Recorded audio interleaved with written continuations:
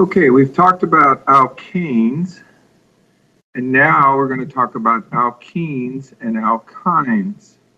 Alkenes basically are about double bonds, and alkynes are for triple bonds. But first, we want to take this back to terms that you've probably heard of before when dealing with fats. We have saturated fats, unsaturated, and polyunsaturated fats. And basically, if you were to look at these molecules, you would see that they are long chains of carbons, and the unsaturated and polyunsaturated fats have double or triple bonds associated with them. Now, saturated basically means we have nothing but single bonds. In other words, we have as many hydrogens as we possibly can have. Whereas unsaturated brings in a double bond, and we don't have as many hydrogens as we possibly could have. This is similar to when we were looking at solutions. And a saturated solution would be we have dissolved as much as we can. And unsaturated would be we could dissolve more. So saturated, all single bonds, as many hydrogens as possible within the molecule. Unsaturated, double bond, we have less than the maximum number of hydrogens that we could have.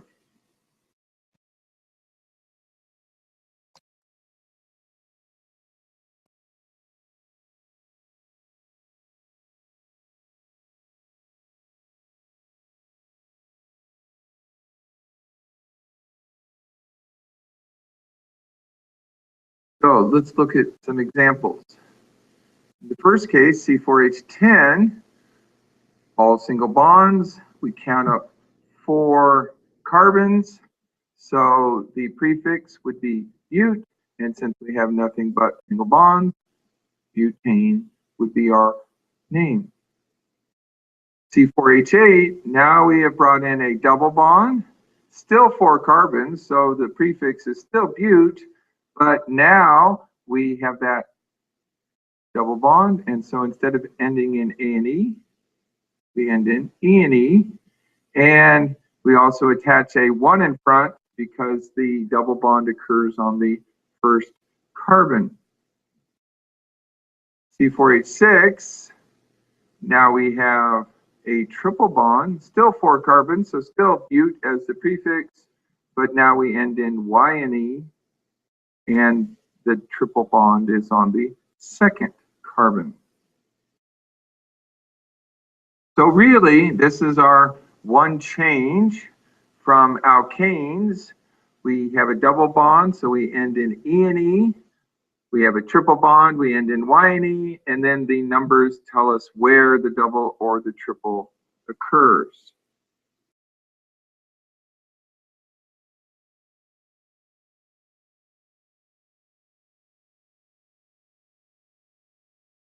Now, these are the same second and third structures that we just got through looking at. And again, 4 carbons, so they start with bute. Bring in a double bond, gives us the E and E. And where is the double bond located? On the first carbon. And then the same thing for a triple bond, this one located on the second carbon. Now, as I was saying before, saturated and unsaturated, we're losing hydrogens by bringing in these double and triple bonds. And very similar to what we were doing before with the Lewis dot diagrams, where we would talk about counting up the number of dots. When we're missing 2 dots, we would say, hey, we got a double bond. Well, when we bring in a double bond, we have lost 2 hydrogens from our structure. We've lost 4 hydrogens from our structure when we have a triple bond, and we can see where those hydrogens in fact are missing. And just to go back to the previous picture real quick, you can see with the C4H10 where the 10 hydrogens are going all the way around, and where we have lost them when we bring in the double bond or when we have brought in the triple bond.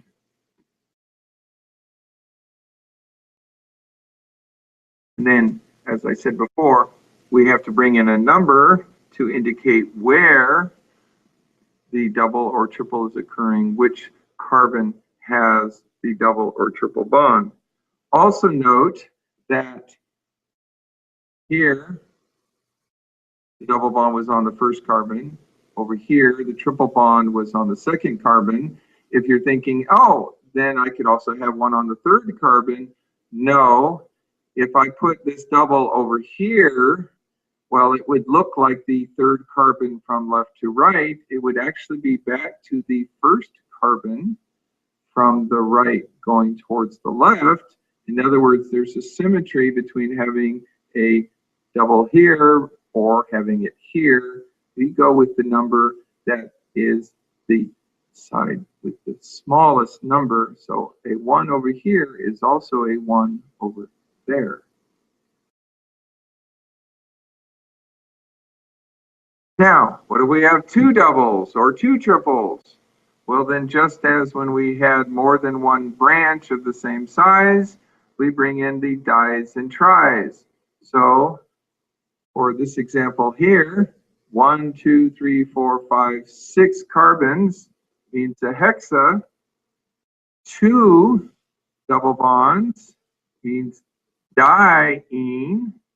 And then they are located on the first and second carbons. And so we have a 1, 2 hexadiene.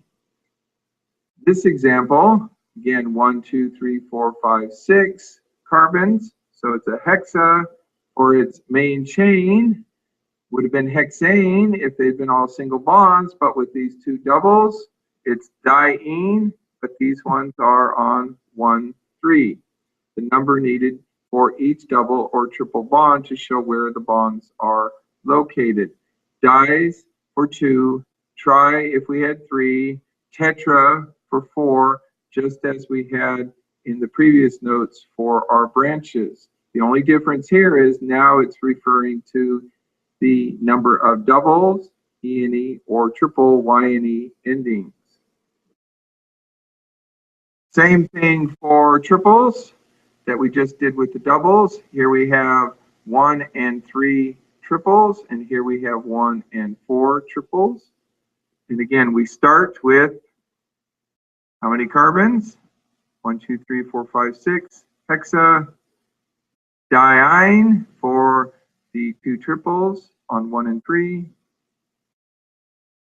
or diene 1, 4 for on the fourth one. Now, please note, we cannot have 1, 2 for triples, because 1, 2 for triples would give 6 bonds to this carbon, and every carbon only has 4 bonds, or 4 bonded pairs, and this means that we can't have a 1, 2 combination. We could have a 1, 5 though, because here we have a 1, 2, 3, 4, and then we could put the other triple there. Now, when we are looking at the condensed form, and if we'd had nothing but single bonds, in other words, the alkanes, generally all we would see are the CH3s, such as right here, that's a CH3 ending, and then CH2s would be in the middle, such as you see there. But when we start to bring in the double and triple bonds, we lose our hydrogens, and so we don't see those CH2s and CH3s. So a CH is a good indication that in fact we have a double bond, and a CC is a good indication that we have a triple bond. If we want to go from a structural form to a condensed form, it's really easy to just follow the pattern, just take out the lines. So for instance, here's a CH, and then a C, another C, and then a third C, and then a CH2 and a CH3 that we have there. And likewise in the other one, we have CH, C, CH2, CC, CH3.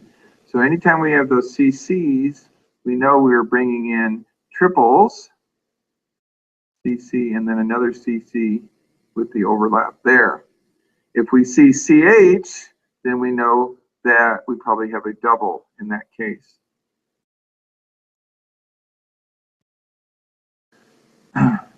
So, if we have the structure, what's the name? Well, first, start with the number of carbons. 1, 2, 3, 4, 5, 6, 7, 8 there. 1, 2, 3, 4, 5, 6, 7 here. 1, 2, 3, 4, 5 here. That's going to tell us the name of the main chain. If we have nothing but singles, of course, we have just heptane, and we're done. If we start to have doubles and triples, then we're going to have a different ending. But first, we always start with how many?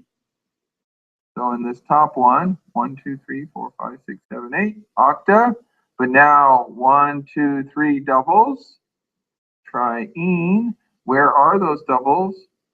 They're on 2, 4, and 6. So this is 2, 4, 6, octa, triene.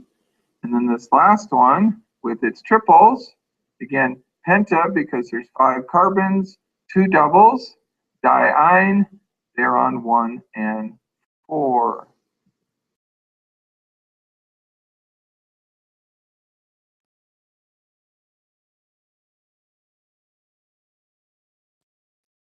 Now, the condensed form, to get the name, it's a little bit harder, and it actually might be easier to start off and go ahead and put in the lines before you try to do the name. But we can see how even from the condensed form we can get to the name directly just by thinking first again, well, what's it look like if it was an alkane? CH3 is on the end, nothing but CH2s in the middle. 1, 2, 3, 4, 5. We have our pentane. We're done because there are no branches here. When we compare that to what's up here, notice we started with a CH2 and then a CH instead of a CH3 and a CH2. So that tells me there's a double bond right there because I'm missing 1 hydrogen here and 1 hydrogen there. Missing 2 hydrogens means a double bond. Same thing over on this end. Yes, I do have a CH3 on the end, but I see CH, missing 2 hydrogens, 1 here and 1 in there because I don't have these CH2s. So I have 1 double bond here, 1 double bond there. So it must have 2 double bonds in this sequence. A diene, 1, 2, 3, 4, 5, 6, 7. That tells me that I had a hepta and then diene. Down here, 1, 2, 3, 4, that would have told me bute, but notice the CC, that's a triple, so I have an ine, and it's off of the first carbon, so that's a 1. So it's a little bit more difficult to do it off of the condensed forms, but I can get there.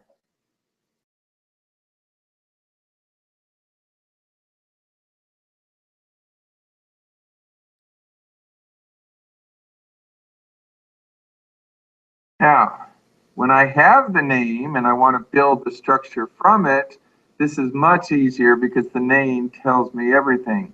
For example, the hexas all tell me 6 carbons. The enes tell me, hey, I got a double. The ines tell me I got a triple. And then I can just build it from there. So first off, hexa, diene, 2 doubles at 1 and 4. 1, 2, 3, 4, 5, 6 carbons, 2 doubles at 1 and 4. You might look at that and go, wait a minute, that looks like it's at 2 and 5. But if I start on the right, then this first double is on carbon 1, and this one's on carbon 2. Try ine, 3 triples at 1, 3, and 5. 1, 3, and 5. And really, when I'm drawing the structures from the names, I start off with, I just put down how many carbons. Then I look, oh, ene, hey, put down my doubles, or ine, put down my triples, where they're located, and then worry about where are the hydrogens, because I always have to have 4 bonds. So 1, 2, 3, 4 bonds, tells me here I needed 3 hydrogens. Here, 1, 2, 3 bonds tells me 1 hydrogen. 1, 2, 3 bonds, 1 hydrogen. 1, 2, 2 more hydrogens to pick up the 3 and 4 bonds. And here, 1, 2, 3, 1 hydrogen to pick up. Here, 1, 2, 2 hydrogens to pick up. Now this last one, I have some branches, the methyl branches. The methyl tells me 1 carbon each on 2 and 3. Hexene, that tells me 6 carbons in the main chain, but a double at 4. So here is my structure. And again, you might think, hey, shouldn't that double be on 2? But with those 2 branches being on 2 and 3 from the right, it tells me this is what it needed to look like.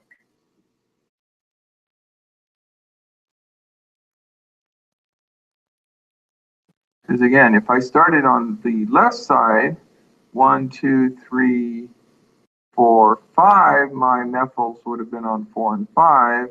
Those are higher numbers than starting on the right, giving me 2, 3, 4 versus 2, 4, 5. Little bit confusing, but again, think in terms of I can either start left to right or I can start numbering right to left.